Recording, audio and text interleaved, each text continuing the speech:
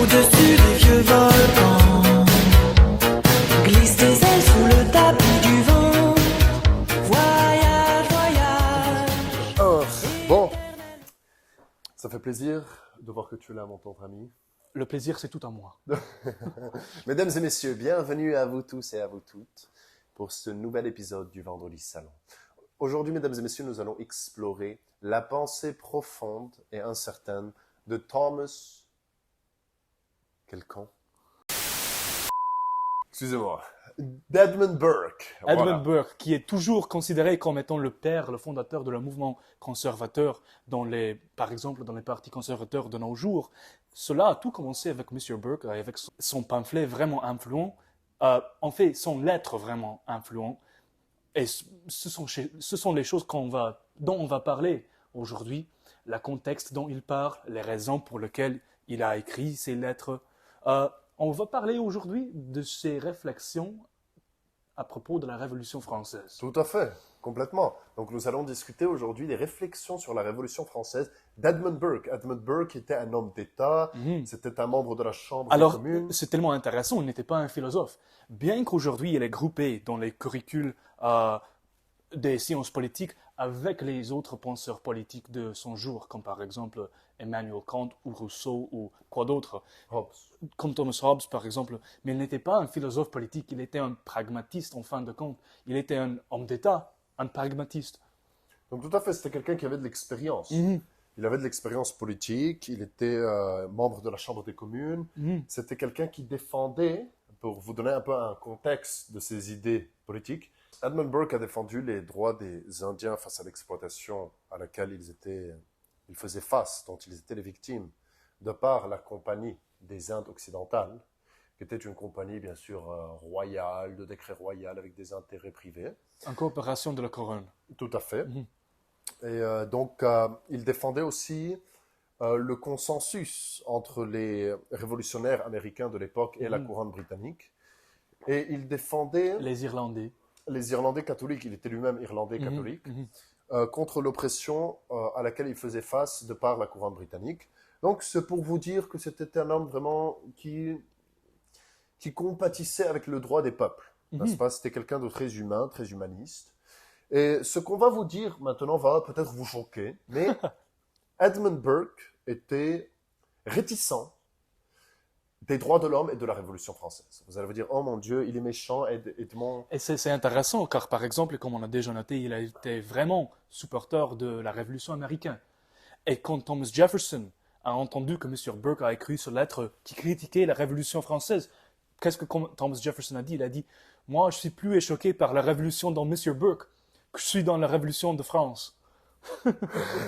Exactement. Exactement. Et de par cela, Edmund Burke vivait à une époque de chamboulement et la Révolution française venait de prendre lieu. Edmund Burke avait lui-même visité la cour de Louis XVI et avait vu le faste, la somptuosité, je dirais même l'harmonie de la cour du roi Soleil, du descendant du roi Soleil, et avait rencontré la reine Marie-Antoinette d'Autriche et était plutôt outré du traitement dont ont été infligés la famille royale après leur exécution. Et Edmund Burke avait vu en cela la fin de la chevalerie, la fin de la galanterie, De l'honneur, de la vertu. de l'honneur, de la vertu, la fin de l'Europe, comme il l'appelle dans son texte.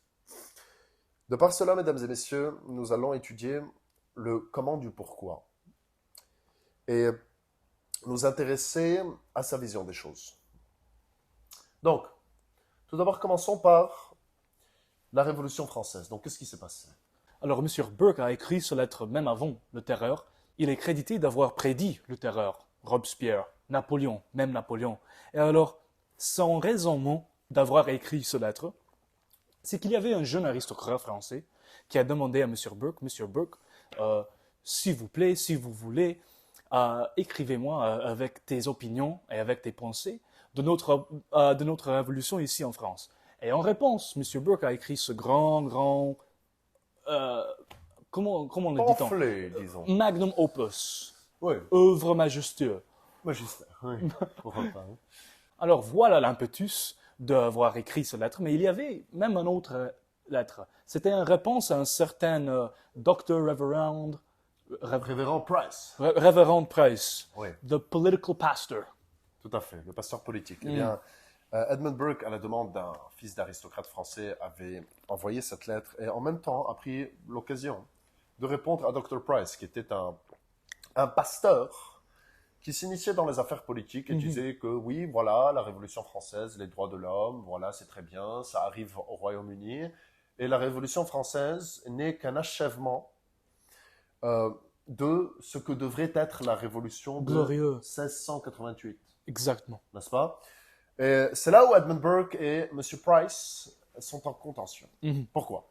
Parce que la Révolution de 1688, je vous rappelle que nous avons une vidéo sur Cromwell, Thomas Hobbes, Ouais. où nous discutons de cette Cette période tumultueuse avec Oliver de Cromwell. l'histoire anglaise, oui. Et de par cela, nous vous disons que chacun avait une vision des choses très intéressantes de cette révolution de 1688. Donc, tout d'abord pour Edmund Burke. Comment voyait-il cette révolution? Que c'était tout simplement une continuation des droits déjà acquis par les hommes de l'Angleterre. Mais pour M. Price, la Révolution glorieuse de 1688, c'était une invention, c'était une nouveauté, c'était quelque chose de complètement nouveau. Mais voilà le point de contention entre les deux. C'est cela le commencement de chaque critique que Burke offrait de l'époque de Lumière. C'est ce contraste entre l'abstraction philosophique et un pragmatisme qui est basé dans une histoire et dans une localité.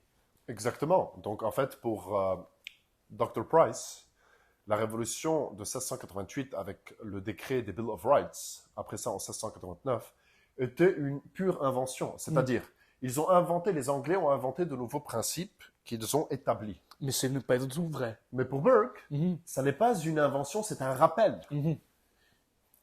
Par cette révolution, n'est-ce pas, les Anglais ont mis fin aux dissensions, aux tumultes, aux divisions qui avaient pris place avec Oliver Cromwell et l'exécution Et puis la du restauration. roi de l'époque. Ouais, Oui, tout à fait, qui était des Stuarts, voilà, qui était financé par la couronne française, etc., de la guerre civile anglaise, n'est-ce pas? Donc pour Burke, c'était juste un rappel. C'est-à-dire, moi et Nikita, quand nous entrons, nous serrons la main, nous avons une très belle chanson, Voyage, voyage. Donc voilà, c'est un rituel. Nous n'avons pas besoin de l'écrire sur un papier. Mais si un jour nous oublions, nous devrons l'écrire, n'est-ce pas? Juste pour nous rappeler. Eh bien, pour Burke, c'était ça. La Bill of Rights était ce qu'on savait instinctivement. Exactement. C'était instinctif. Exactement. Et on a eu besoin de l'écrire. Exactement. Ça veut dire qu'il y a même une mémoire collective politique. C'est une expérience partagée parmi un peuple. Et ça veut dire, alors, si les expériences sont partagées parmi un peuple, ça veut dire qu'il y aurait même aussi des mythes, des lois, des coutumes qui sont partagées dans un peuple, pour lesquels ce n'est pas nécessaire de les écrire car c'est déjà connu. C'est déjà connu, c'est compris parmi le peuple. Tout à fait, complètement. Donc, de par cela, c'est le même cas pour la Révolution américaine. Donc, pour Edmund Burke, c'est pas qu'il défendait Les principes. Tout à fait, Exact. c'est le mot. Les principes des révolutionnaires américains, non. Il défendait ce qu'il considérait comme étant un droit déjà acquis Exactement. des Américains. Exactement. Étant des hommes de l'Angleterre, étaient des hommes anglais. Tout à fait, les Anglais d'Amérique du Nord, des 13 Exactement. colonies. Donc, pour lui, il était nécessaire de rappeler, de remettre les points sur les i, n'est-ce pas? De remettre les pendules à l'heure. C'est pas qu'on va inventer de nouveaux principes. Mais pour Dr. Price, la Révolution française était l'invention de nouveaux principes. Et c'est pour cette raison qu'il le voit comme une continuation ou l'achèvement final de ce qui a commencé en 1688. Tout à fait. Donc pour Dr. Price, il n'est pas d'accord avec cette monarchie constitutionnelle, cette aristocratie. Il va avoir une égalité totale. Nous pouvons le comparer aux Jacobins, aux marxistes, aux communistes. Donc voilà. Et de par cela, Dr. Price avait une certaine conception de la Constitution anglaise. Il la défendait car la Constitution anglaise défendait elle-même les droits universels de l'homme. C'est pour cela qu'il la défendait. Les droits universels, ce qui est cette invention de l'époque de Lumière. Tout à fait. Comme par exemple dans l'époque de Machiavel, par exemple. D'ailleurs, regardez notre épisode sur Machiavel. Dans l'époque de Machiavel, il n'y avait pas ce concept de droit universel. Tout à fait. Pas du tout. Il y avait l'époque de Molière, c'était un peu plus basé sur les classiques gréco-romains. Ça veut dire une aristocratie privilégiée, mais avec des obligations. Oui, c'est seulement dans cette époque de lumière que les choses deviennent de plus en plus séculaires et de plus en plus abstraites, basées sur la raison et la logique. Cartésien. Exactement, de Descartes. Qu'on a finalement cette invention des droits Qui a universels. commencé à la Renaissance. Exactement. N'est-ce pas? Avec l'humanisme, on en a déjà discuté de ça. Dans la vidéo de René Guénon, encore une fois. Voilà, allez voir toutes nos vidéos. Mettez des likes et tout. Et ensuite, donc, pour Dr. Price, il défendait la Constitution anglaise, car la Constitution anglaise défendait... Les droits humains universels. Voilà. Mais pour Edmund Burke, il défendait la Constitution anglaise. Pourquoi? Pour le peuple anglais. Car la Constitution anglaise était le résumé des Exactement. droits acquis, Exactement. par les Anglais et leurs ancêtres. C'est un produit d'une expérience historique. Tout à fait, Voilà. tout à fait. Donc, pour Edmund Burke, le contrat social est quelque chose d'historique. On ne peut pas juste comme ça faire un contrat entre Exactement. n'importe qui. Exactement. Ce n'est pas quelque chose d'abstrait. Tout à Ce fait. n'est pas un expériment de pensée. C'est Exactement. quelque chose qui a été vécu parmi des générations. Tout à fait, tout à fait. Et de par cela, nous avons deux visions du monde différentes. Et ces deux visions du monde différentes, mesdames et messieurs, vont créer ce qu'on appelle aujourd'hui les libéraux et les conservateurs. Exactement. Ça a commencé comme ça. C'est la naissance de ce clivage entre les libéraux et les conservateurs, car avant cela, avant ce moment, comme on a déjà noté, c'est le fondateur de le conservatisme, mais avant ce moment, il n'y avait pas de distinction entre conservateur et libéral. Oui. Ouais, pourquoi? Car tout le monde pensait de manière classique, tout le monde pensait de manière gréco-romaine ou machiavélique. Ou... Tout le monde voulait préserver et maintenir. Exactement. Tu L'adage- maintiendras.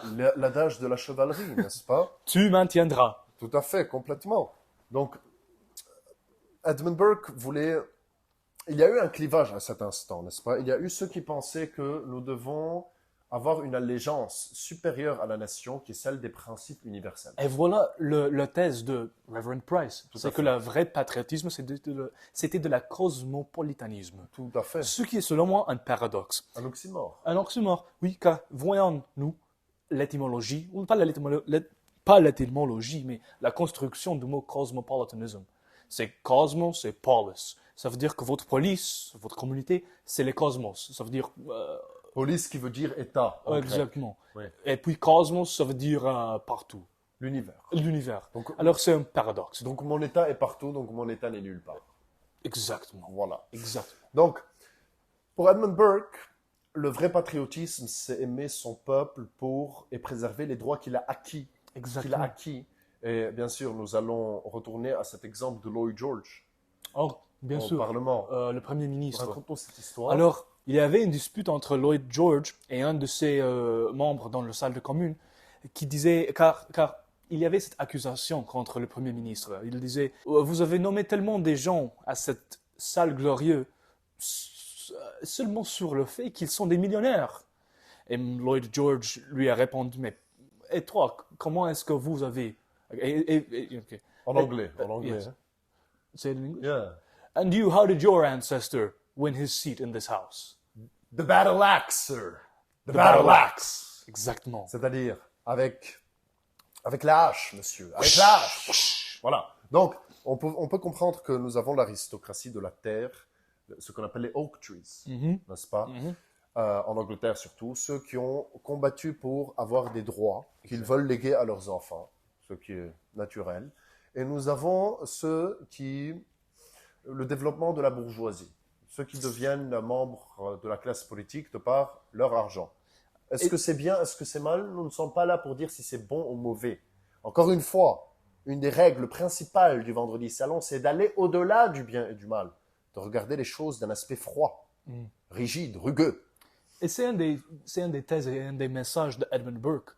Pour Edmund Burke, un politicien doit être un artiste pragmatique. Ça veut dire adresser des choses de manière... Ça veut dire confronter les faits, confronter la réalité, mais de manière créative, de manière esthétique, de manière diplomatique et même séductive.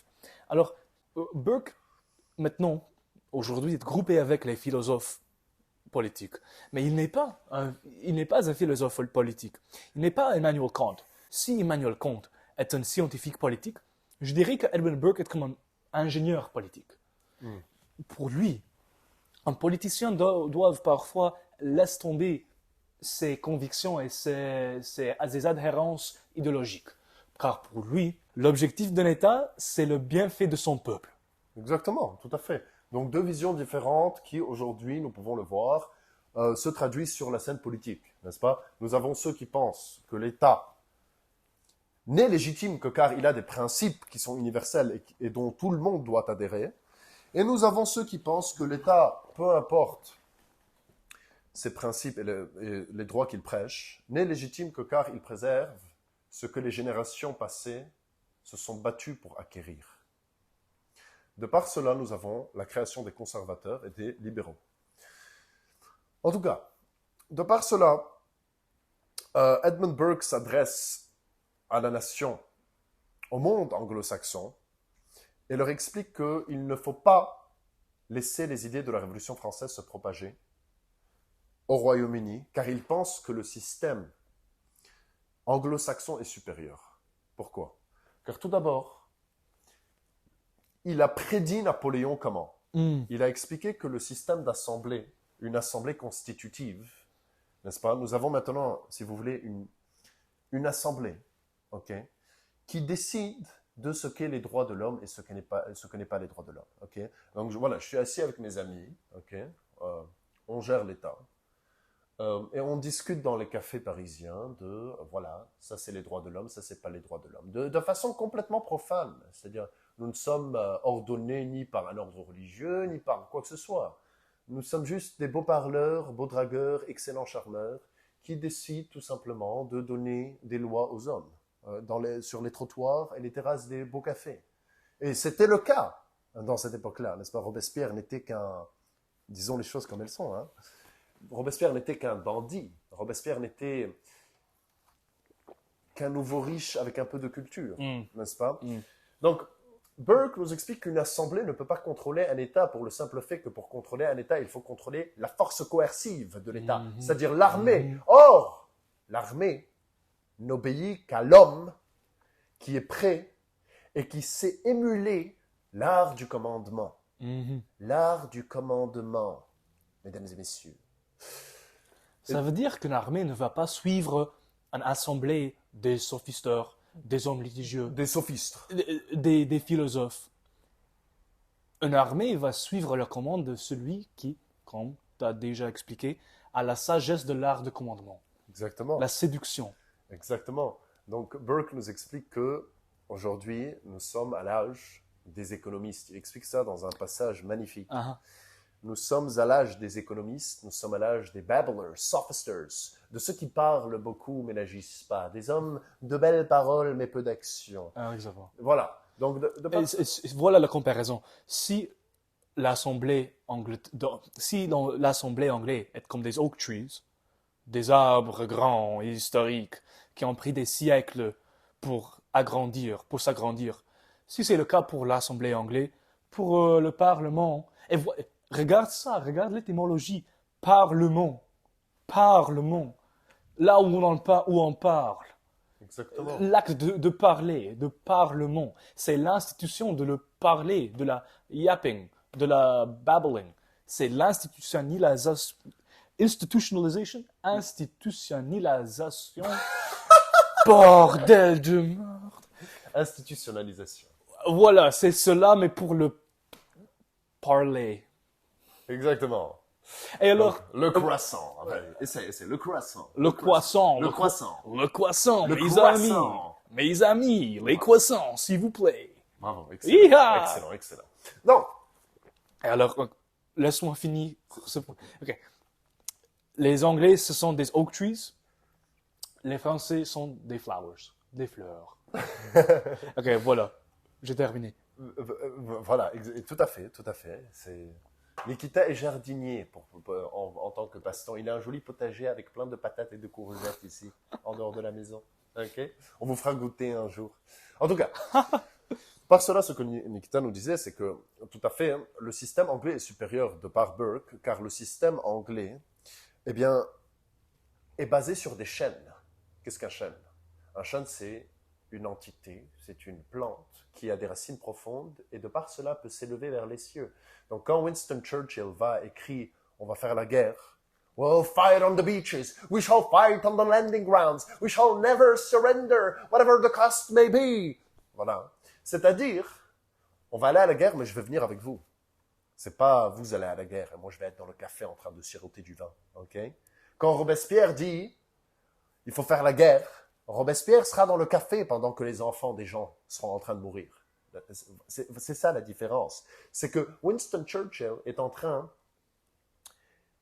tout simplement d'émuler, de répéter, d'imiter ses ancêtres, le Duke of Marlborough, qui était le commandant des armées du roi pendant les guerres avec Louis XIV, et qui a conquis, qui a gagné la bataille, la guerre contre Louis XIV.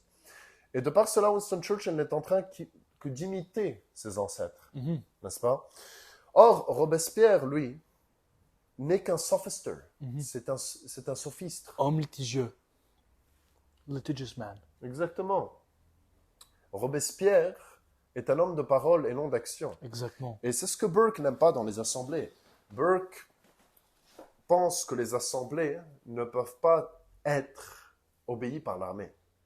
Et de par cela, il avait prédit Napoléon avant même que Napoléon n'existe, mesdames et messieurs.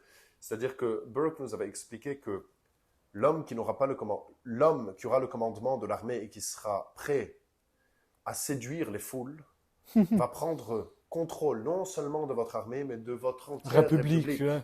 Exactement. À cette époque-là, Napoléon n'était qu'un étudiant corse à l'académie militaire où il se faisait taquiner et voler ses tartines, n'est-ce pas? Car il avait un accent corse, car il savait à peine parler français, Napoléon et di Bonaparte.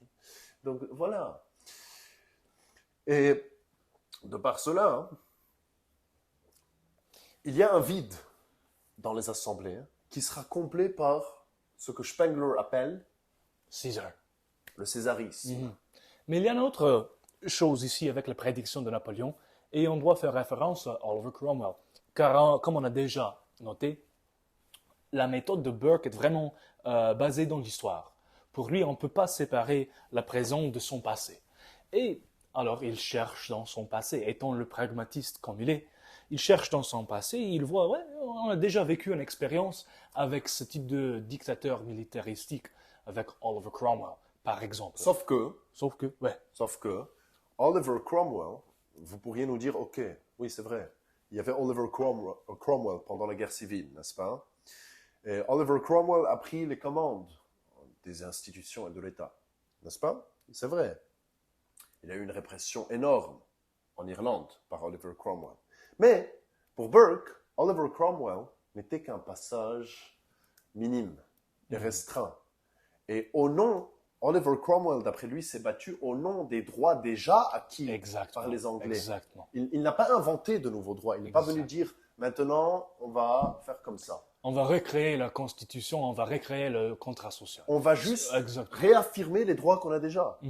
Mais Robespierre est arrivé, il a dit, ok, maintenant on fait comme ça. Et il appelle ça un schisme. La France s'est mise dans un état de schisme avec le monde entier, car la France a dit au monde entier, maintenant nos valeurs, nos principes sont universels. Tout le monde doit accepter. Tout le monde doit accepter. C'est pas vous avez des valeurs que vous avez acquises par vos ancêtres, qui vous sont propres et spécifiques. Vos valeurs, pour les Français, leurs valeurs sont devenues des valeurs dont tout le monde doit s'imprégner. Tout l'ordre politique de l'Europe allait être chamboulé par cette révolution. C'est-à-dire, la Révolution française a détruit la royauté. Tous ces rois étaient cousins, n'est-ce pas? Et qui a répandu la Révolution française par le glaive? Napoléon. Bon, tout à fait, tout à fait. Donc Edmund Burke avait vu cela arriver et avait dit que le système anglo-saxon était supérieur, car le système anglo-saxon préservait cette alliance entre les générations en préservant une aristocratie. Tu m'as arraché les mots de la bouche. L'aristocratie. Et encore, on revient à cette analogie des oak trees et des fleurs. Oui, comme par exemple, si vous êtes un aristocrate, ça veut dire que vous êtes un propriétaire de votre nation. Ça veut dire que vous êtes un propriétaire de notre récit national. Ça veut dire que en regardant, en ouvrant les pages de l'histoire, on ne voit pas une page, mais on voit un miroir. C'est ça la qualité d'aristocratie. C'est ça l'essence d'aristocratie. En ouvrant un livre d'histoire, on ne voit pas des pages, mais on voit un miroir. Si vous êtes un aristocrate, c'est le cas.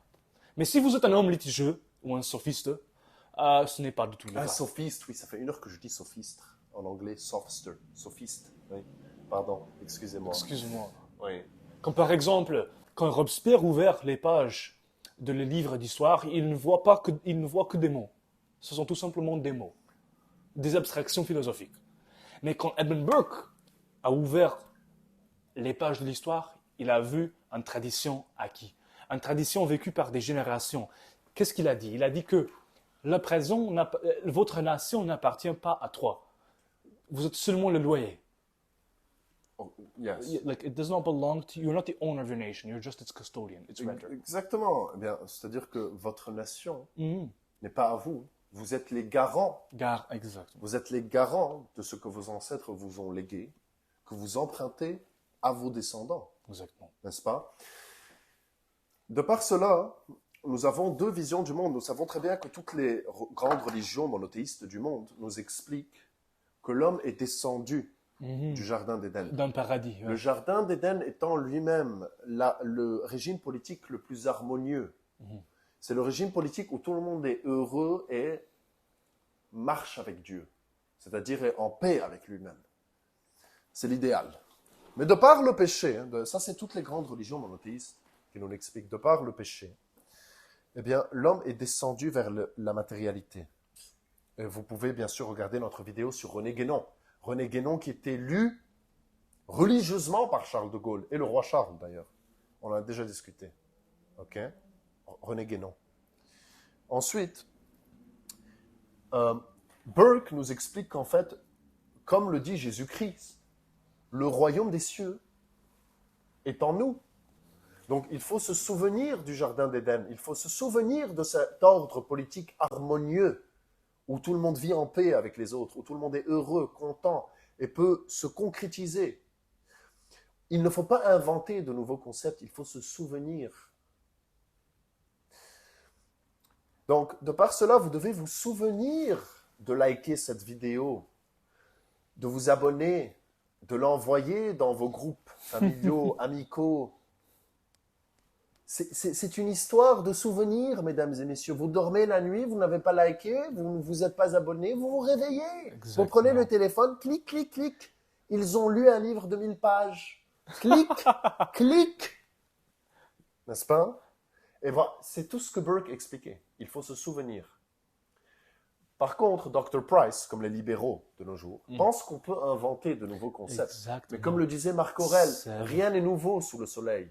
Donc, pas besoin d'être aussi arrogant pour penser qu'on peut inventer de nouveaux concepts. Exactement. Il faut se rappeler. Exactement. Et voilà le problème avec les droits abstraits. Car ça veut dire que si les droits sont abstraits, ça veut dire que les droits sont illimités. On peut inventer de nouveaux droits. On peut même réprimer des droits s'ils sont abstraits.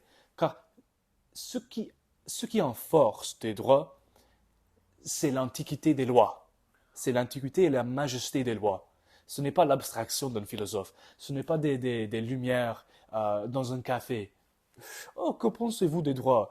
Oh, je pense qu'aujourd'hui, je vais inventer de plusieurs droits dans mon salon. Oh là là, comme ça. Dégoûtant. Exactement, tout à fait. Donc, les droits ne sont pas des choses qu'on peut discuter comme ça banalement dans les salons de la haute société. Les droits sont des conséquences des actions de nos ancêtres qui nous les ont légués. Ça s'acquiert, les droits. Ça se prend. On ne les donne pas comme ça par des concepts philosophiques. Ça se prend au cours et au fil des générations. Et il faut les préserver, d'après Burke.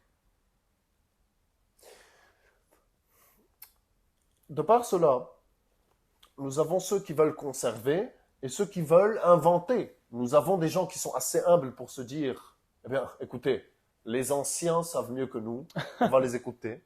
Nous avons d'autres qui disent, oublions les anciens, inventons de nouveaux concepts, de nouveaux principes qui sont supranationaux. Très bien, très intéressant. Et là est toute l'essence, mesdames et messieurs, des conservateurs et des libéraux. C'est là où ça commence. Tout commence par le salon, mesdames et messieurs. Ce qui est intéressant, c'est qu'à son époque, M. Burke était un libéral. Il faisait partie des Whigs. C'était le parti libéral. C'est un peu comme Winston Churchill, n'est-ce pas, qui était lui-même libéral, mais qui avait des penchants conservateurs. Donc, les meilleurs politiciens n'avaient pas de camp bien défini. Car ils écoutaient le voix de la raison, du bon sens, de leur cœur et du sacré. Pourquoi renfermer les hommes dans des cases? La vie est nuancée, mesdames et messieurs. Rien n'est noir et blanc. Il y a toujours des nuances. C'est facile de juger les choses en tant que noir et blanc. Ce qui est dur, compliqué et complexe, c'est d'aller dans les détails, dans les nuances, dans la complexité des choses. Retournons à Burke. Il était un Whig. Il était en faveur d'un peu de libéralisation, surtout avec les États-Unis, car il a averti que si on ne donne pas des concessions aux Américains, on va perdre les 13 colonies. Et voilà ce qui a passé. Alors pour lui, les réformes doivent se passer de manière graduelle, pas à pas. Oui, tout à fait. Comme ça. Mais si vous essayez à révolutionner, révolution 360 degrés, upside down, chamboulement, ça va finir avec de la terreur, ça va finir avec de la guillotine, avec Napoléon. Ça va être un désastre. Voilà vos droits humains. Voilà vos droits humains. Abstrait. Disait Burke. Abstrait et universel. Et alors pour lui, la solution, ce n'est pas de la révolution, mais de la restauration. Dans ces moments où il y a des conflits dans l'État, on doit restaurer les choses. On doit regarder à le navire de l'État et penser, mais qu'est-ce qui fonctionne? Cela fonctionne. On doit les retenir. Comment savoir où on va? Eh bien, découvrons d'où nous venons, mesdames et messieurs. Découvrons d'où nous venons. C'est comme le petit poucet.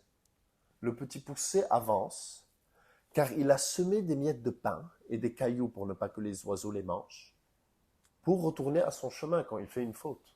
Donc, quand on fait une faute, quand on prend le mauvais chemin, c'est pas grave de dire on a fait une faute avant, on va retourner, on va prendre un meilleur chemin.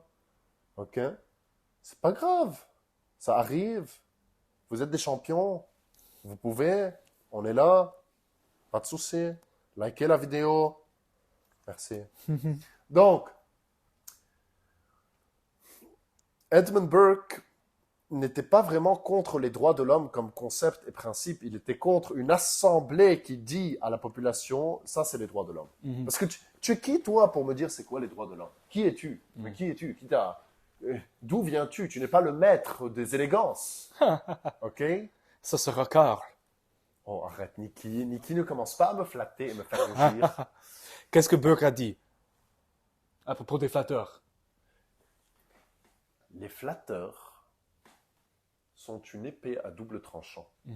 Car, I don't know how to say the rest in French. in English, Flattery is a double-sided sword. It hurts both the flattered and the flatterer. la flatterie est une épée à double tranchant. Elle blesse celui qui l'octroie et celui qui la reçoit. Attention, mesdames et messieurs. Partez liker. Vous n'avez pas besoin que je vous flatte. Donc, en tout cas, de par cela, nous avons deux conceptions différentes. Price, qui croit en les principes, et les principes sont la véritable source de l'allégeance. Et Burke pense que, au-delà des principes, il y a les droits acquis par la nation, par la guerre, par la victoire, par le sang, par la gloire, par la sueur, par le salon. N'est-ce pas? Qui doivent se préserver. C'est mieux de restaurer que d'inventer. Il faut restaurer. Le jardin d'Éden, le régime parfait est avant nous. Regardons devant nous en ayant un œil vers le passé. Car c'est dans le passé que se trouve la réponse, mesdames et messieurs. Et dans le salon. toutes les vidéos du salon. Vous allez adorer. Nous sommes en train de reconstruire ce qu'ils déconstruisent. Pourquoi? Parce que ça nous fait plaisir. Ça nous fait plaisir. Et vos plaisirs? Ce sont nos désirs. Tout simple. Simplement. Simplement. Parce que vos espoirs, Ce sont nos devoirs. voilà, c'est aussi simple que ça. On veut rien. Juste, vous avez... vous pouvez nous envoyer des mails. Ok, sur notre adresse mail qu'on va mettre ici, ou vous pouvez nous envoyer de l'argent, par exemple. Ça, on veut bien aussi. On veut bien un petit million par là, un autre million par là-bas. Ça nous ferait It plaisir. would not hurt. Pourquoi pas? On peut. Car ensemble, on peut, mesdames et messieurs. Tout simplement. Donnez-nous votre argent. Ok? Merci. En tout cas, Edmund Burke nous explique que la Révolution française, contrairement à la Révolution américaine, va chambouler tout l'ordre géopolitique et géostratégique de l'Europe. Les régimes doivent changer. En Amérique, ça n'est pas le cas. En Amérique, c'est quelque chose de local. C'est isolationniste. Tout à fait. Les Américains ne sont pas venus, ils ont dit au monde entier, écoutez, voilà, on a eu la science infuse, on a trouvé les principes universels de toute l'humanité pour toujours et à jamais. Les Américains se pratiquaient de self-improvement. Exactement. Ils étaient dans leur hustle, dans leur grind. Oui. Plus ou moins. Donc, les Américains ne sont pas venus dire au monde, écoutez, mesdames et messieurs, maintenant, soit on fait comme je dis, soit, voilà, on n'est plus amis. Non. Ils ont eu une petite révolution chez eux, ils ont eu un petit problème, voilà. Ils ont rappelé des droits qui étaient inhérents, d'après Burke, en leur sein. Mais les Français, ils sont venus. C'est pas les Français, c'est une petite cabale politique de bourgeois des cafés-trottoirs parisiens. Ils sont venus, ils ont dit, maintenant, c'est nous les chefs. Gna, gna, gna. C'est nous les chefs. Et on a trouvé les principes universels des droits de l'homme. Rien que ça. Rien que ça. On était assis dans le café-trottoir, on buvait du vin. Ok. Et puis, Robespierre et Danton étaient bourrés. Et ils ont trouvé les principes universels des droits de l'homme. C'est fou. C'est fou. Tu as déjà trouvé ça, toi? Jamais. Regarde derrière le fauteuil, peut-être ils sont là-bas. On doit chercher de vin, peut-être on va inventer de nouveaux droits. C'est vrai. Puis on fait un groupe d'amis, toi et moi, regarde ce qu'on fait. On fait un groupe d'amis, on boit du vin sur les trottoirs, Et on va et on dit au monde entier, pas au pays. On dit au pays déjà que c'est nous qui décidons maintenant. C'est nous. Puis on dit au monde entier qu'on a trouvé les principes universels de je ne sais quel droit. Et on leur dit, soit c'est comme ça, soit on vous fait la guerre à tous. Et puis, pour faire la guerre, qu'est-ce qu'on fait? On envoie les enfants de tout le monde à la guerre, et nous, on reste sur les cafés-trottoirs. à boire. Exactement. Non? Génial, génial. Ok, on fait ça. Amène du vin. Ah, fuck. Voilà. Intéressant. Intéressant. Chin chin. C'est dommage que c'est de l'eau. Au contraire. Restons sobres, mesdames et messieurs, car les péripéties, les vicissitudes de la vie le requièrent de nos jours. Nous serons l'étincelle de l'oriflamme des anciens. Oh, magnifique. Ça c'est une phrase. Bon, en tout cas.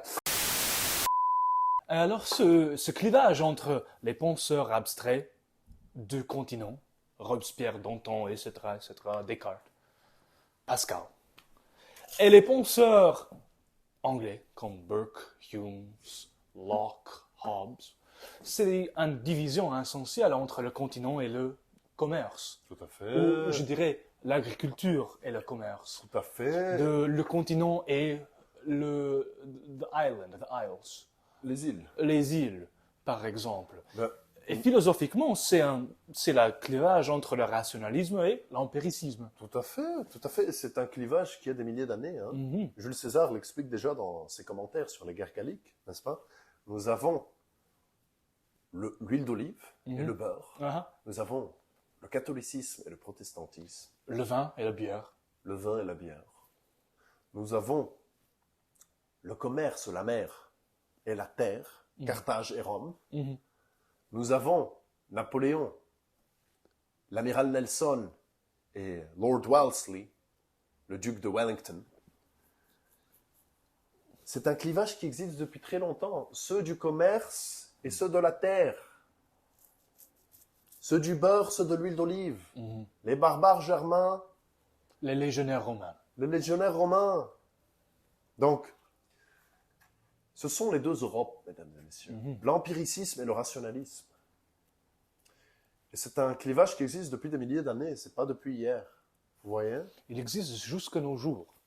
Même en face de la globalisation. Nietzsche expliquait même Mhm. que, oui, exactement, avec l'AUKUS Alliance, l'alliance AUKUS des anglo-saxons, ce sont les Américains, les Australiens, les Britanniques qui ont une alliance, c'est l'alliance des anglo-saxons, comme le disait le général de Gaulle. Mhm. Le général de Gaulle ne séparait pas la Grande-Bretagne des États-Unis, il les considérait comme étant les anglo-saxons.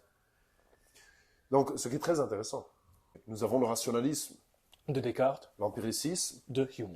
tout à fait.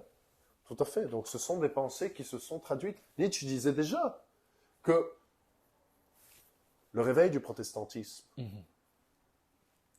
n'est que le réveil des Germains, du gentilhomme germain, individualiste, qui n'arrive pas à vivre, à avoir un certain sens de la communauté comme les catholiques. N'est-ce pas? Jules César expliquait déjà que les barbares germains, eh bien, étaient très individualistes, en essence. Ils avaient des assemblées séparées. Et donc, ce sont des systèmes politiques qui sont en nous, mais qui se traduisent sous des formes externes différentes à travers les âges et les temps. De par là. Encore une fois, vos espoirs sont nos devoirs, vos plaisirs sont nos désirs. Da-da-da. Likez, cliquez, abonnez-vous. On a le lien dans la description. Quoi d'autre? Danser, Danser. Tout nu. Chanter. tout nu. Non? Sous la pluie, sous la neige. L'hiver arrive, mesdames et messieurs. Bientôt. Et donc, de par cela, nous, on vous embrasse très fort. Mhm. OK? Ça fait toujours plaisir de vous parler sans vous voir. Vous ne nous interrompez pas. Et en plus, on arrive à nous écouter nous-mêmes. Et nous, on vous embrasse, on vous fait plein de bisous. Et on vous dit ciao, ciao, mesdames et messieurs. Au revoir. Likez, abonnez-vous. Voilà, dansez. Ciao, ciao, ciao. Voilà. Voilà. Voilà, voilà, Voilà, voilà qui je suis. Mais voilà, même ici, mes années c'est fini. C'est ma gosse, c'est mon cri. Mais voilà, tant pis.